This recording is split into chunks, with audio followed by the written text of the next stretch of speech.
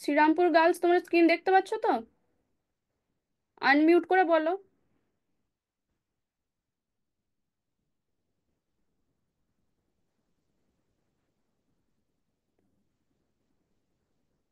কিছু একটা রেসপন্স করো, নাহলে হাত তোলো।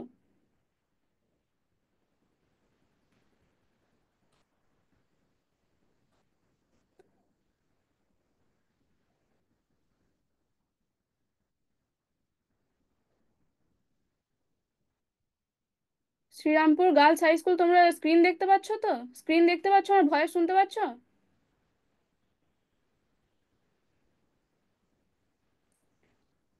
আচ্ছা, ঠিক আছে। তাহলে প্রণাম মন্ত্র দিয়ে শুরু হবে। আমি বলছি, তোমরাও বলবে। স্থাপকায় চ ধর্মস্য।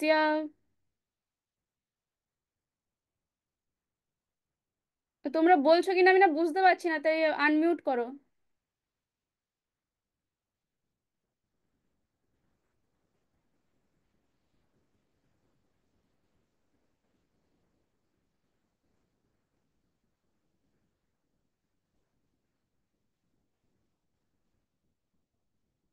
ক্লাসে কেউ আছেন? ম্যাম, স্যার কেউ আছেন?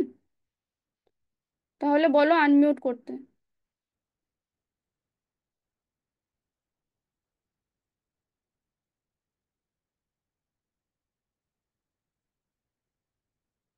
ঠিক আছে, আমি বলছি, তোমরা বলো। স্থাপকায় চ ধর্মস্য सर्वधर्मस्वरूपिणे अवतारवरिष्ठाय रामकृष्णाय ते नमः।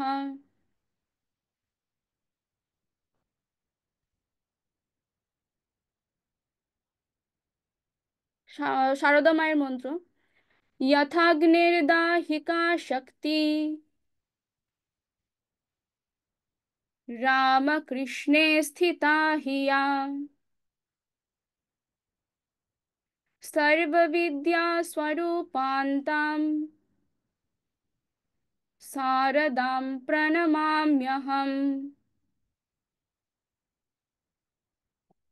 এরপর স্বামীজির প্রণাম মন্ত্র। নমঃ শ্রীয়তিরাজায় विवेकानंद सूरये सच्चित् सुख स्वरूपाय स्वामिने तापहारिणे।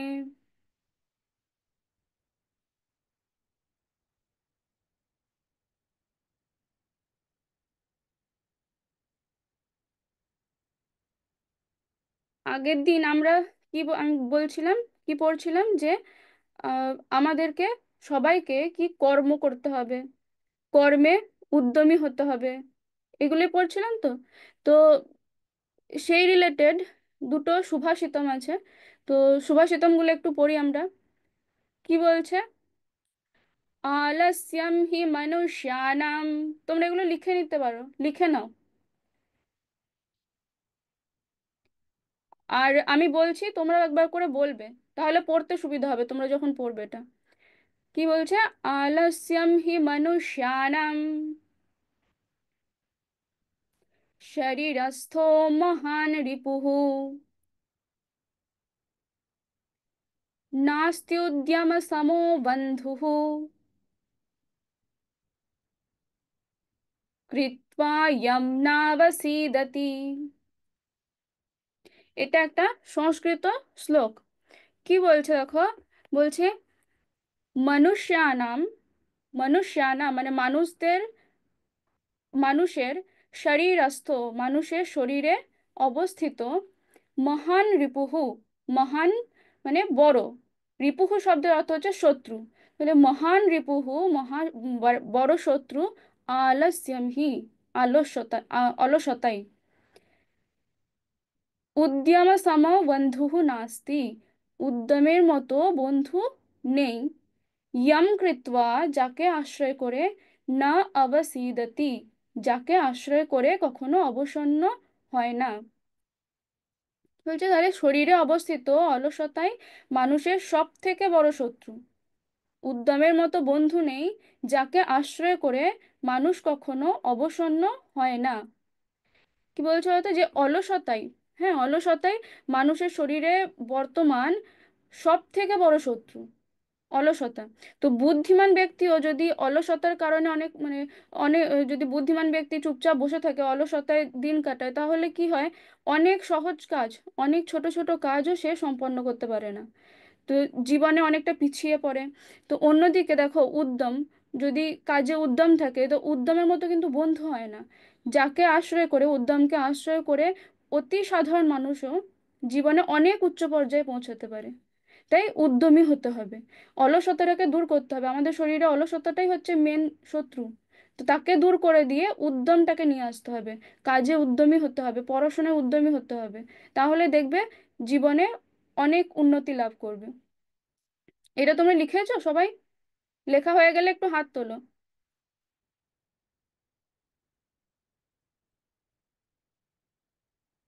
যে শ্রীরামপুর হয়ে গেছে, বাঁশবেড়িয়া, বাঁশবেড়িয়া স্কুল হয়ে গেছে। ঠিক আছে। তো নেক্সট দেখো একটা শ্লোক আছে, কি বলছে, গচ্ছন পিপীলিকো ইয়াতি योजनानां शतान्यपि गच्छन् वैनतेयोऽपि पदमेकं न गच्छति। কি বলছে, গচ্ছন পিপীলিকো ইয়াতি, গচ্ছন পিপীলিকা মানে চলতে থাকা, পিপীলিকা শত যোজনানাম শতান্যপি শত শত যোজন পথও অতিক্রম করতে পারে।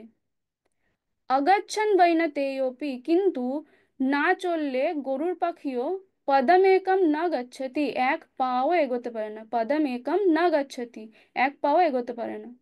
দেখো পিপীলিকা খুব ধীরে ধীরে এগোয়, তো খুব আস্তে আস্তে যায়। তো বলছে যে পিপীলিকা যদি চলতে থাকে, সেই পিপীলিকাও কিন্তু শত শত যোজন পথ অতিক্রম করতে পারে।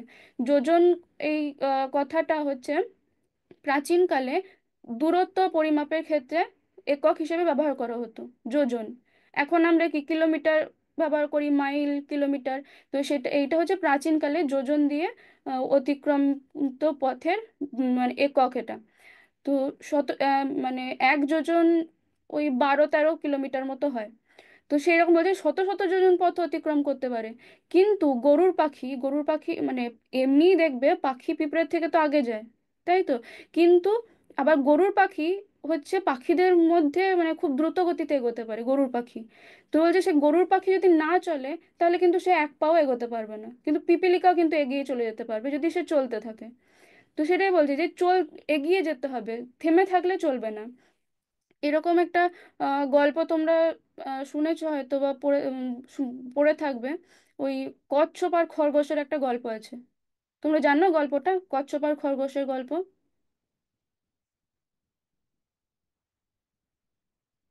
জানো? কেউ জানলে আমাকে বলতে পারো, তোমাদের কাছেই শুনি একটু গল্পটা। আর না হলে আমি বলবো।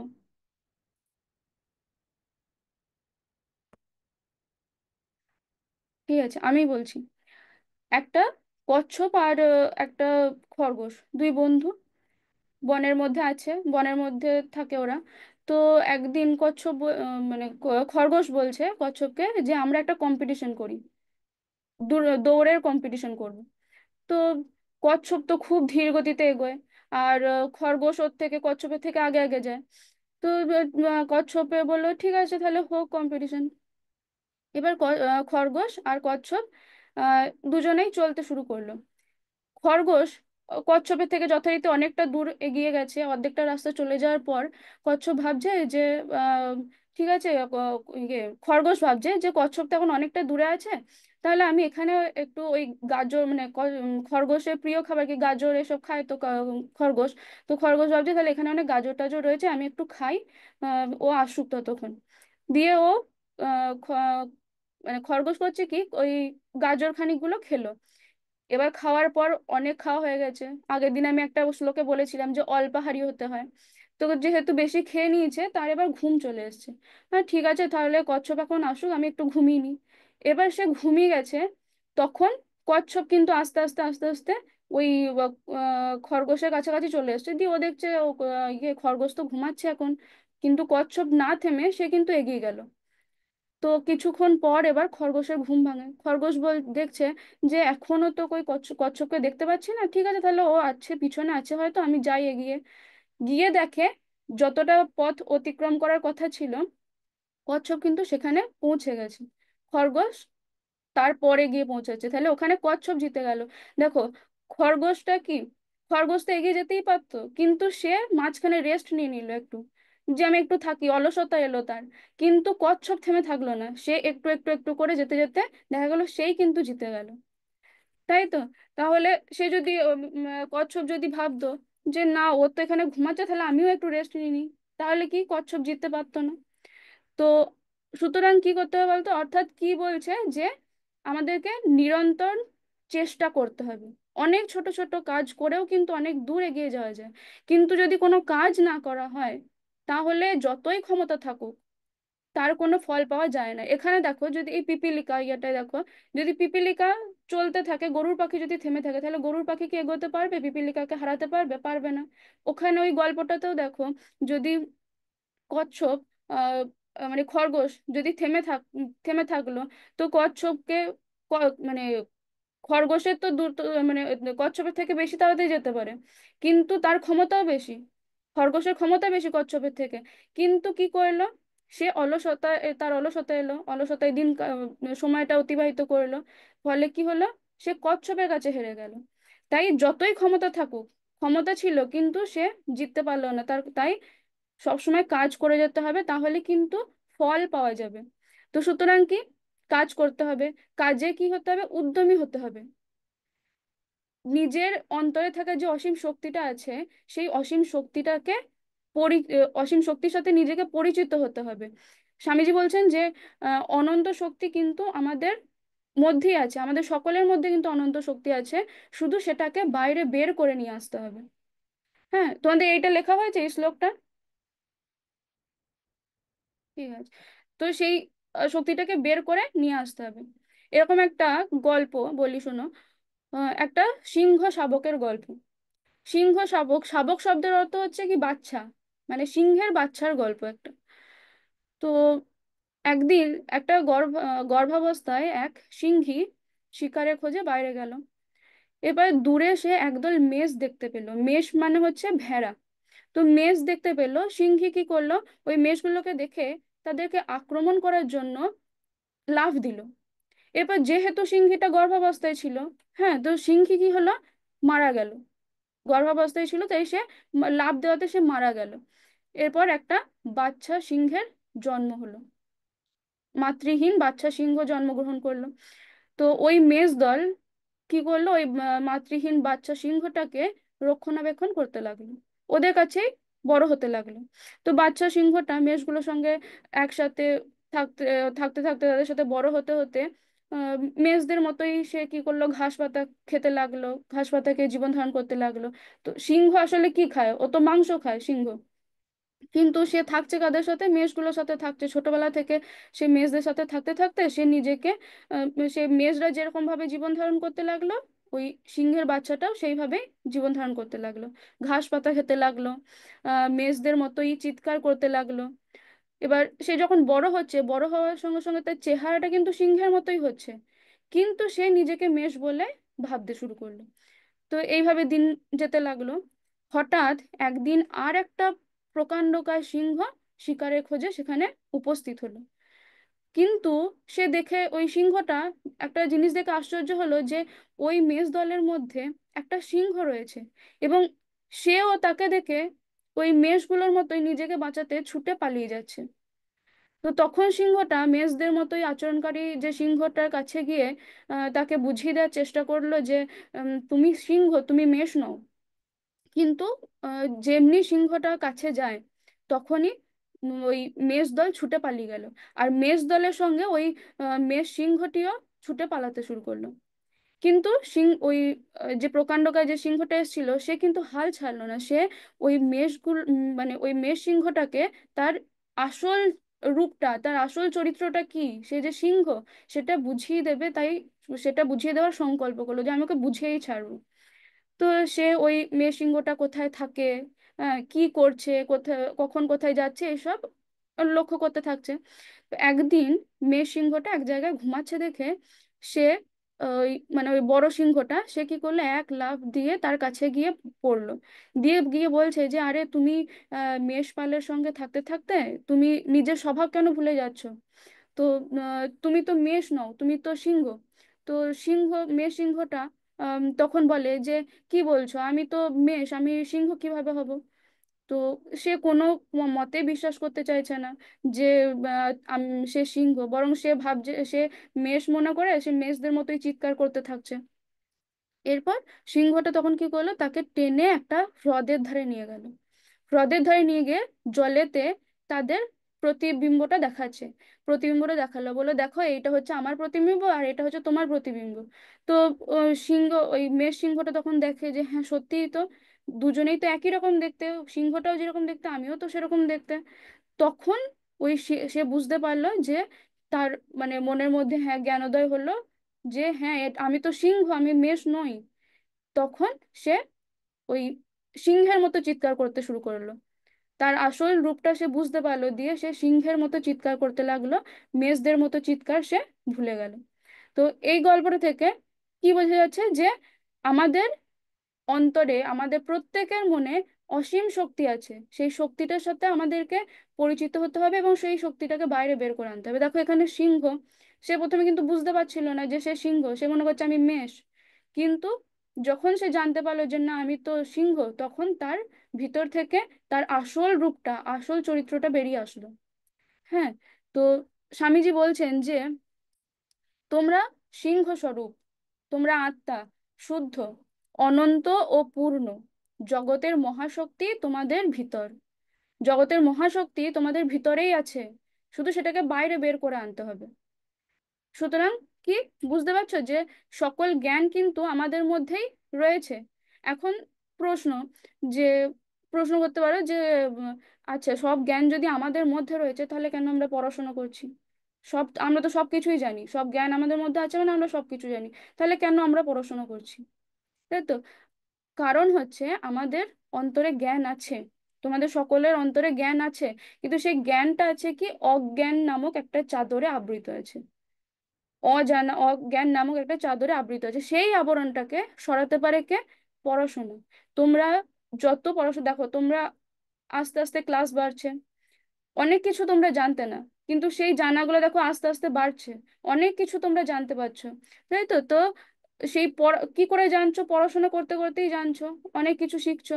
তো সেইটাই যে ওই যে অজ্ঞানটা, তখন ওই আস্তে আস্তে ওই অজ্ঞানটা, চাদরটা, অজ্ঞানের চাদরটা সরে যাচ্ছে, দিয়ে জ্ঞানটা প্রকাশিত হচ্ছে। দেখবে আহ সোনা, সোনা উজ্জ্বল, উজ্জ্বল ধাতু তো একটা, সোনা দেখবে চকচক করে। এরপর সোনাটা যদি একটা প্যাকেটের মধ্যে ভরে রাখা হলো, তো কি হবে? তোমরা কি সোনার উজ্জ্বলতাটা দেখতে পাবে তখন? দেখতে পাবে না। কখন দেখতে পাবে? যখন হাত দিয়ে ওই প্যাকেটটা সরিয়ে দেওয়া হবে, তখন তোমরা দেখতে পাবে যে হ্যাঁ ওটা তো জল জল করছে, সোনা চকচক করছে। তো সেই রকমই জ্ঞানটা কিন্তু রয়েছে।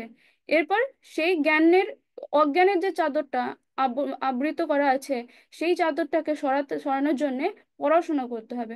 পড়াশোনা দিয়ে সেই অজ্ঞানের চাদরটাকে সরিয়ে দিয়ে দেখবে জ্ঞানটা প্রকাশিত হচ্ছে। তো স্বামীজি তাই শিক্ষাকে কি বলছেন?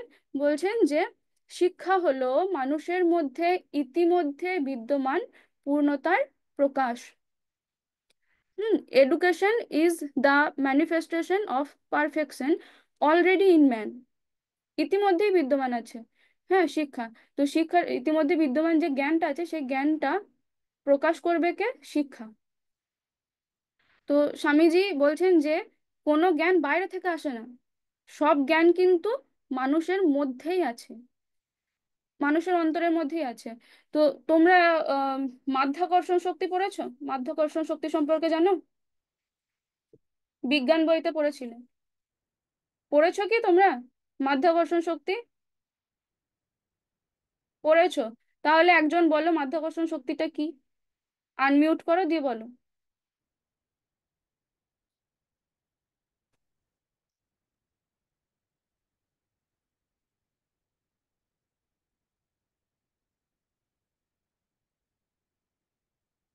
বলো, একজন বলো।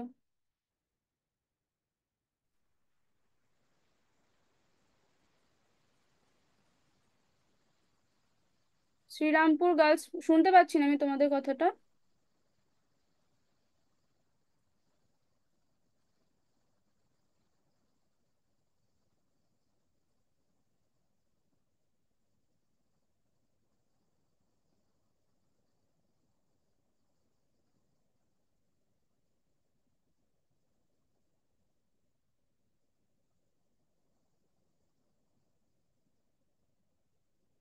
বাঁশবেড়িয়া। বলো, তোমরাও আনমিউট করেছো, বলো।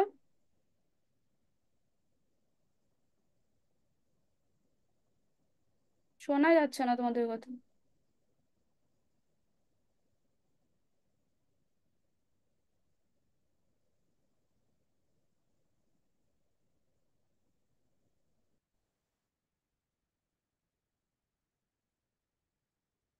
আচ্ছা, তোমাদের ভয়েস আসছে না। তো আমি বলছি, তোমরা জানো এটা। তো কে আবিষ্কার করেছেন মাধ্যাকর্ষণ শক্তি? Sir Isaac Newton. তাই তো, মাধ্যাকর্ষণ শক্তি আবিষ্কার করেন স্যার আইজ্যাক নিউটন।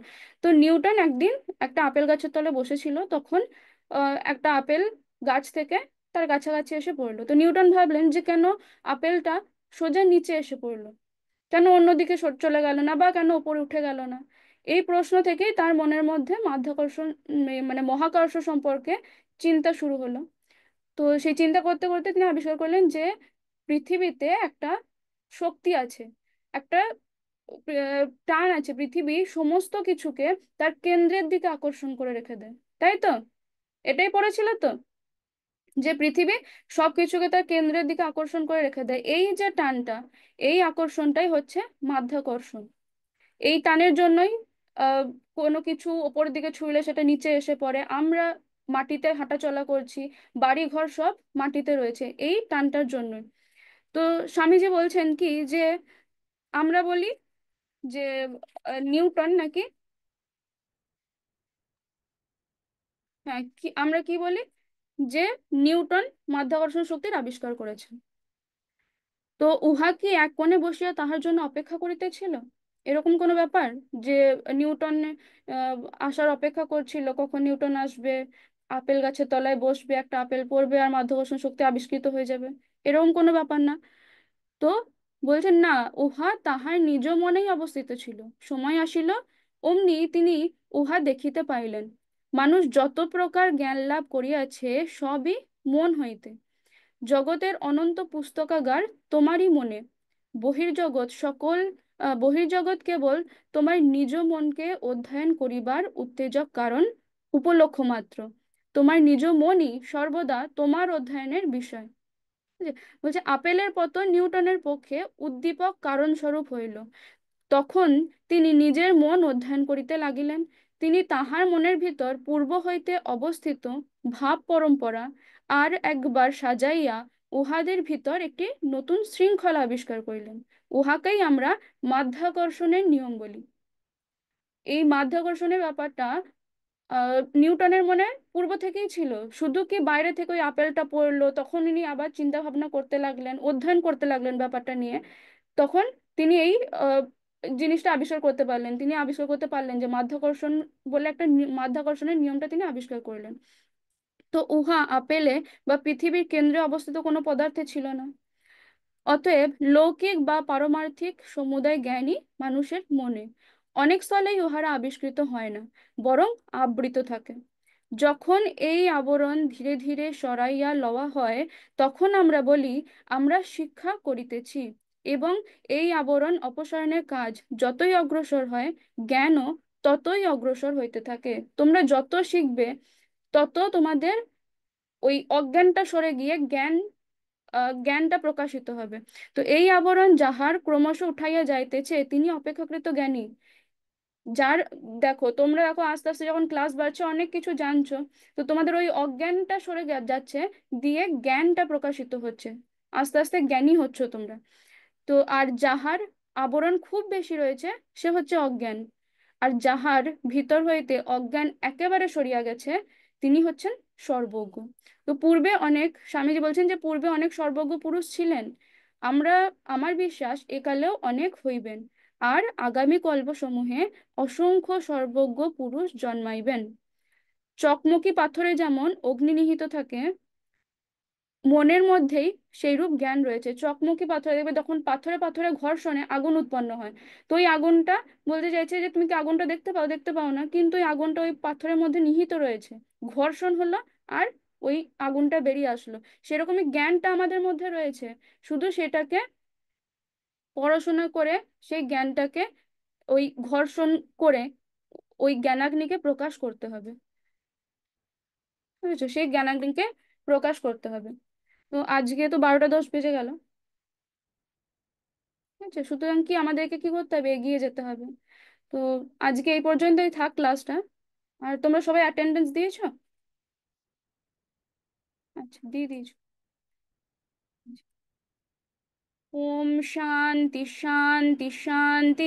হরি ওম তৎসৎ। শ্রীরামকৃষ্ণার্পণমস্তু। ঠিক আছে।